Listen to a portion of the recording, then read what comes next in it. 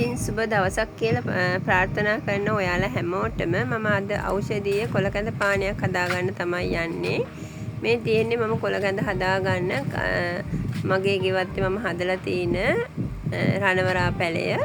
මම ඒ රණවරා පැලෙන් මෙන්න මේ වගේ කොළ ටිකකුත් කඩා ගන්නවා.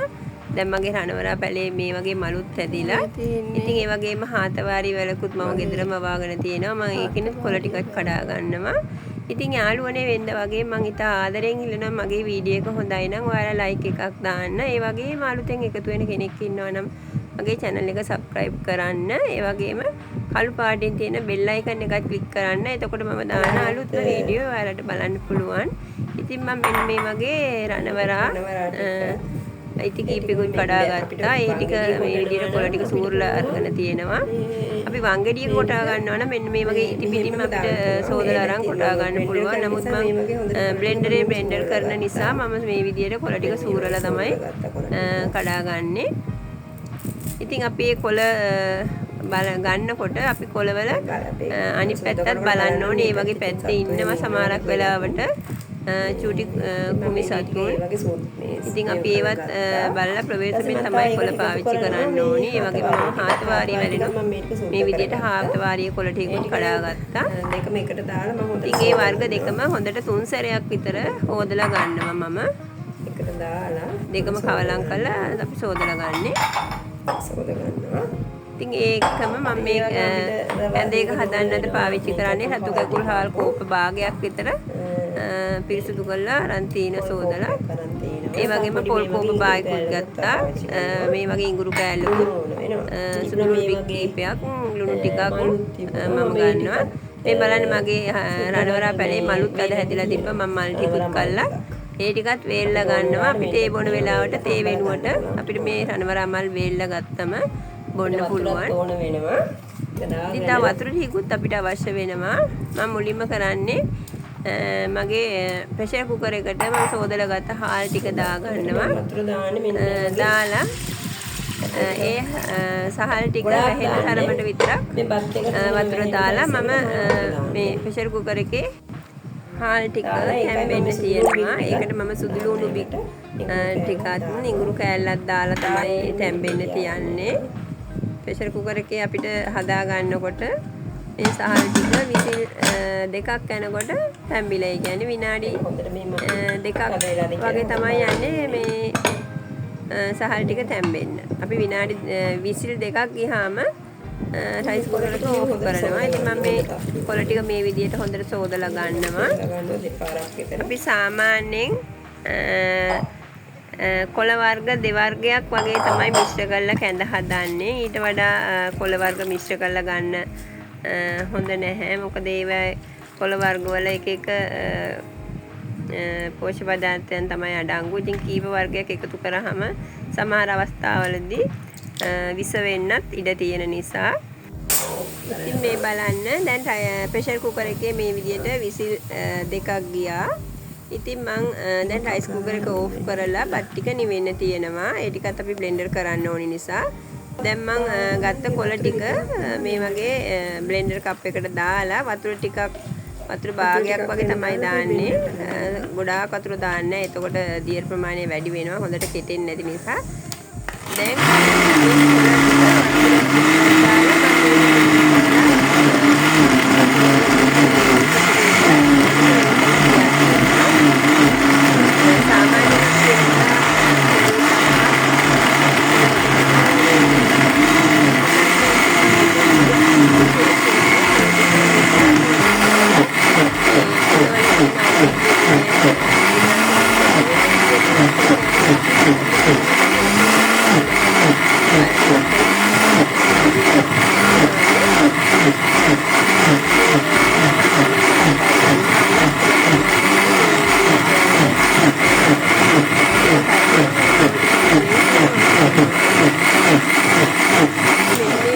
කොළ ටික හොඳට බ්ලෙන්ඩ් වුණාට පස්සේ මම කොළ ටික පෙරා ගන්නවා මේ විදිහට.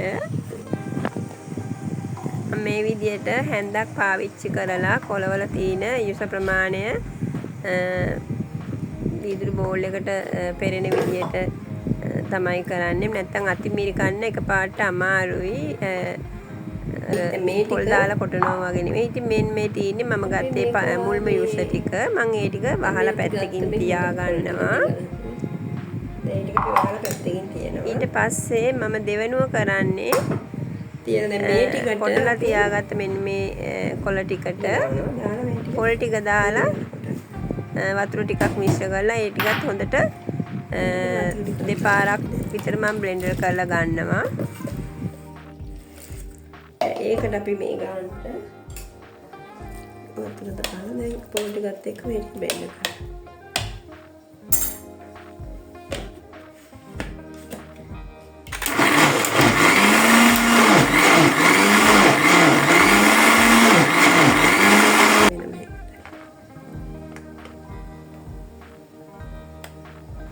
ඉතින් දැන් මේ පොල් මිශ්‍ර කරලා කොටාගත්ත කොළ ටික මට මේ විදිහට හොඳට අතින් මිරි කළා හොඳට ඉස්ම ටික ගන්න පුළුවන්. මොකද පොල් මිශ්‍ර කරලා තියෙන නිසා ඔක්කොම ගතිය ගිහිල්ලා දැන්. ඉතින් ඒ විදිහට මම මේ කොළ යුෂ ටික දෙවෙනි සැරේටත් තුන්වෙනි සැරේටත් කොටලා මේ වෙනම වෙන් කර ගන්නවා ඒ ටිකත්.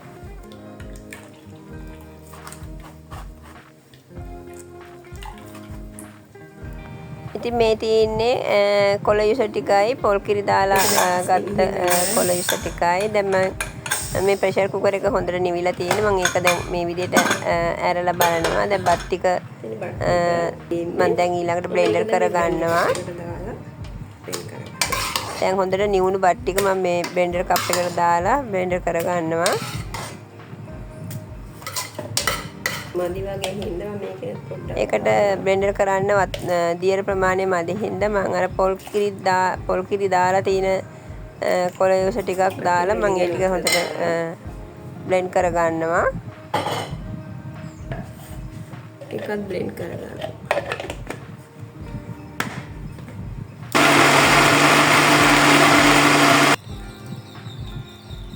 මම ඊ ටික බ්ලෙන්ඩර් කරගෙන මේ විදිහට ප්‍රෙෂර් කුකර් එකටම දා ගන්නවා.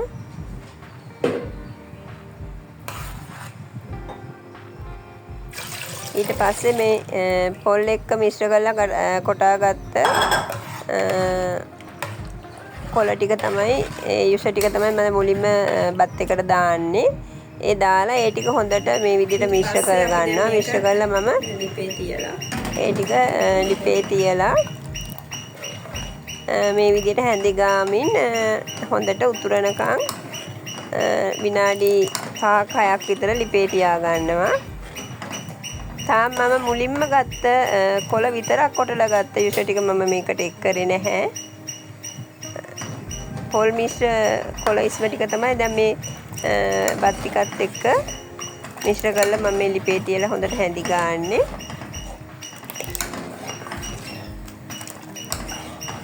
තාම මම මේකට ලුණු එක් කරෙත් නැහැ. ලුණු එක් කරන්නේ මම අවසානයේ තමයි. මේ අපේ දෙවෙනි කොළේ දැන් මෙන්න මේ වගේ බුබුලු දාලා නටනකොට මම මුලින්ම කොටාගත්ත කොළ යුෂ ටික මේකට එක් කර ගන්නවා. එක් කරගෙන මේ කොළ කෝප්පේ තියෙන කොළ යුෂ ටිකත් මම මේ විදිහට එකතු කර ගන්නවා. ඊට පස්සේ මේ ටික මම දැන් විනාඩියක් විතර වගේ තමයි ලිපේ ගින්දර තීද්දි හැඳි ගන්නෙ. අපේ හැඳි ගන්න උපරිම විනාඩියයි. ඊට පස්සේ මම මේ ලිප ඕෆ් කර ගන්නවා. ගින්දර ඕෆ් කරලා මේ තියෙන ප්‍රශ්නේ මම මේ ටික දැන් අර නටන කැඳ ටිකටනේ මම මේ කොළ යුෂ ටික එක් කරේ. එක් කරලා මේ ටික දැන් හොඳට අර ඒ තියෙන රස්නෙන් තමයි අපේ තනිකර කොළ යුෂ ටික තැම්බෙන්න දෙන්නේ. මම වෙනම ගින්දර දාලා මේ ටික තැම්බෙන්න දෙන්නේ නැහැ. එහෙම කරොත් අර කොළවල තියෙන පෝෂණීය තත්ත්වය ඔක්කොම විනාශ වෙනවා. දැන් මේ තියෙන්නේ මේ බලන්න මම ලිප් ඕෆ් කරලා කරන්නේ මම නැවතත් ඔයාලට පෙන්නන්නේ.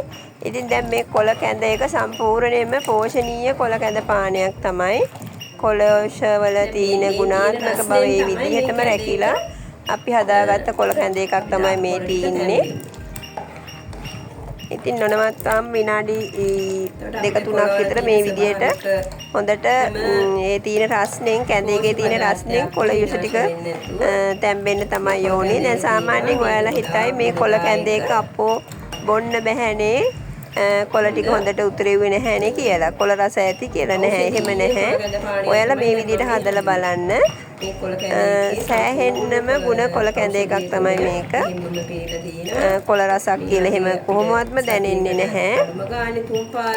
ඉතින් යාළුවනේ දැන් මේ මම කොළ කැඳ එක හදලා ඉවරයි.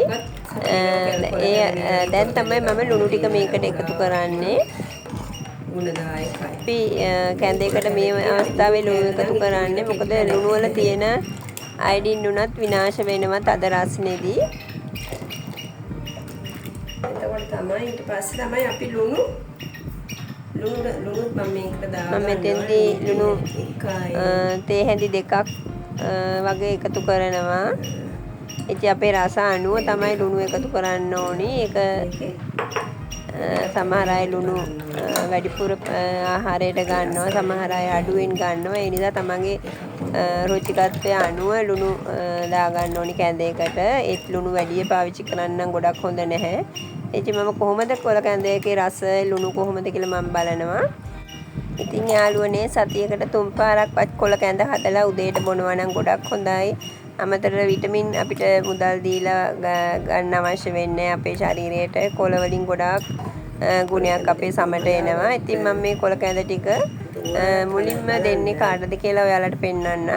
ඔන්නෝඩ මම කැඳයි අකුරු ඉගෙන. කො දැන් හකුරු කෑල්ල. ඔය දුන්නේ අකුරු. මෙතන තියෙන එක. ඔය තියෙන එක දෙන්න ඔක ඉලුනහම. කො. දෙන්න. ඒ මොනේ පැටියෝ? ඒකෙත් අකුරු. රත්තරන් දීලා. හරියට බලන්න බීලා. හරි පැටියෝ. හරි කාලා බලන්නකෝ. බලන්න කැඳ හොඳද කියලා බීලා. ඔයා බිව්වද? මම බොන්න හදන්නේ. අර එන්නකෝ ඉතින්. අරන් එන්න ඔයා බොන්නකෝ. නම් දුන්න අරන් එන්න ගිහිල්ලා. පොඩ්ඩක් බොන්න බලන්න හොඳයිද කියලා බලන්න. ආද කියලා කැඳ. හොඳයි. දිව්‍යාංගනාව. නැද්ද? දිව්‍යාංගනාවද ගෙනාද?